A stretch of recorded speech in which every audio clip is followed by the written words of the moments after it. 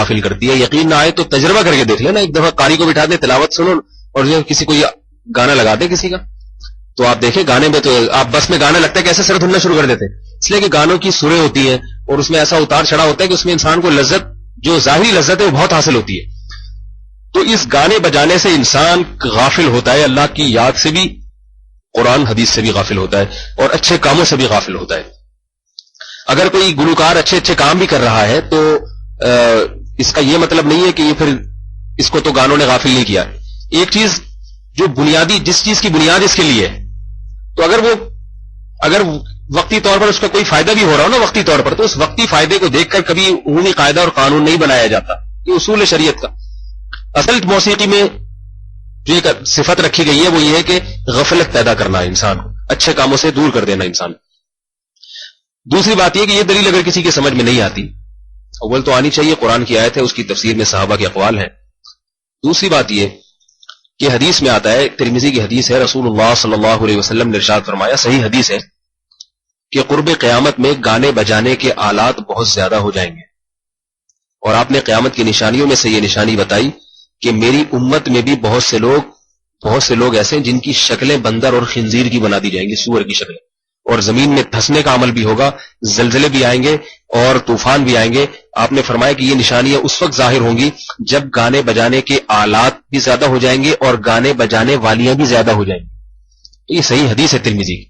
معازف کے الفاظ ہیں, معازف گانے بجانے کے آلات کو کہتے ہیں. ظاہر ہے آلہ خود تو نہیں گاتا نا, وہ تو موسیقی کو یہاں معازف سے تعبیر کیا گیا, جو موسیقی کے آلات ہیں.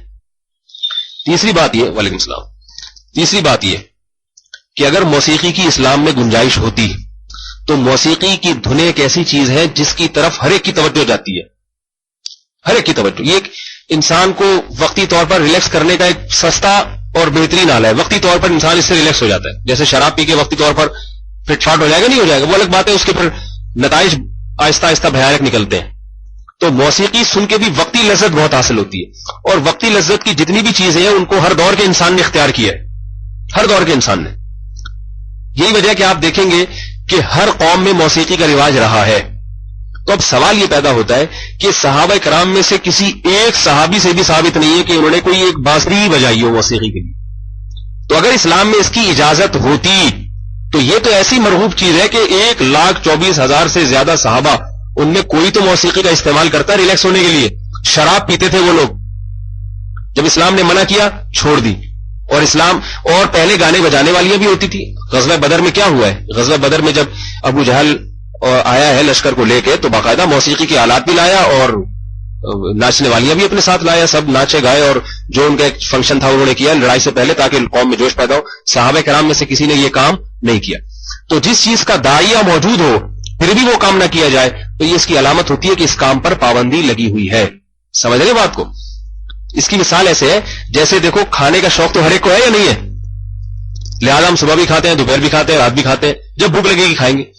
لیکن رمضان میں کیا ہوتا ہے, کوئی غیر مسلم آئے دیکھے کہ یار یہ نہ صبح کا ناشتہ کر رہے ہیں, نہ دوپہر کا کھانا کھا رہے ہیں, نہ شام کی چائے پی رہے ہیں, کچھ پیش کرو ان کے سامنے تو بھی نہیں کھاتے, تو وہ کیا کہے گا, لگتا ہے کہ ان پر کوئی پابندی لگی ہوئی.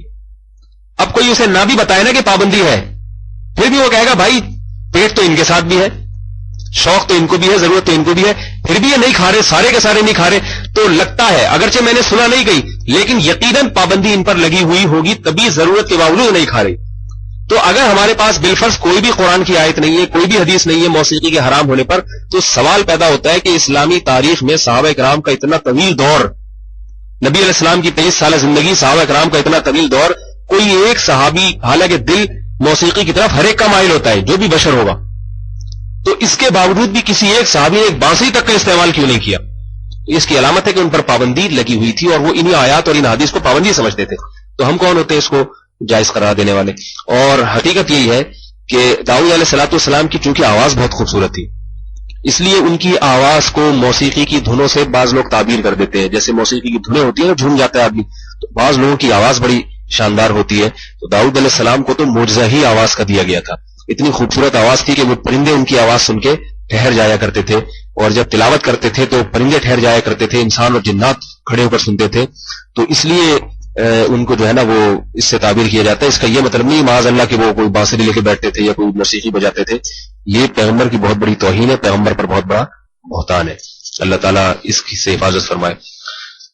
اور بھی اس میں کہنے کو بہت کچھ ہے لیکن عقل مند کے لیے اتنا ہی کافی ہے میرا خیال ہے. تو چھوڑ دیں, اللہ تعالیٰ کے جنت میں انشاءاللہ موسیقی بھی سنوائیں گے, سارے سرور بھی وہاں پر جو ہے نا ہوں گے انشاءاللہ, اتنے کے لیے چھوڑ دیں. باقی یہ کہ موسیقی اچھی لگتی ہے وہ فطرت ہے, انسان فطرت ہے. فطرت کا مطلب یہ کہ جو بھی سر والی آواز ہوگی اس کی طرف انسان کی طبیعت مائل ہوتی ہے.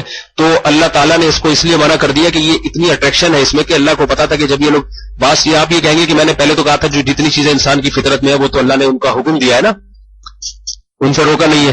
دین تو دین فطرت ہے. تو بس ہوتا یہ ہے کہ بعض دفعہ کسی بڑے ضرر سے بچانے کے لیے چھوٹے نقصان کو برداشت کیا جاتا ہے. تو بعض دفعہ ایسا ہوتا ہے. بہت سی چیزیں دیکھو, رمضان میں دوپہر کو کھانا کھانے کا دل چاہتا ہے نہیں چاہتا, اور انسان کی فطرت ہے کھانا کھانا, لیکن رمضان میں پابندی لگا دی کہ بھئی کچھ دن ذرا بھوکا بھی رہو تاکہ بھوکے رہنے کی بھی عادت پڑ جائے. ایسا نہ ہو کہ ہر وقت روٹی کی فکر نہیں لگے رہو.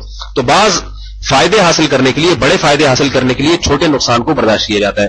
تو موسیقی اگرچہ انسان کی طبیعت اس کی طرف مائل ہوتی ہے, اور بشرطے کہ موسیقی بھی ایسی ہو جو اگر وہ ڈسکو قسم کی ہے اس کی طرف, تو کسی شریف آدمی کی طبیعت بھی مائل نہیں ہوتی. یہ جو میں ان موسیقی کی دھنوں کی بات کر رہا ہوں جو صوفیہ کرام کی موسیقیاں ہوتی ہے, کیونکہ اسی کی بحث ہوتی ہے نا, حلال ہے اس کو تو کوئی بھی حلال نہیں کہتا.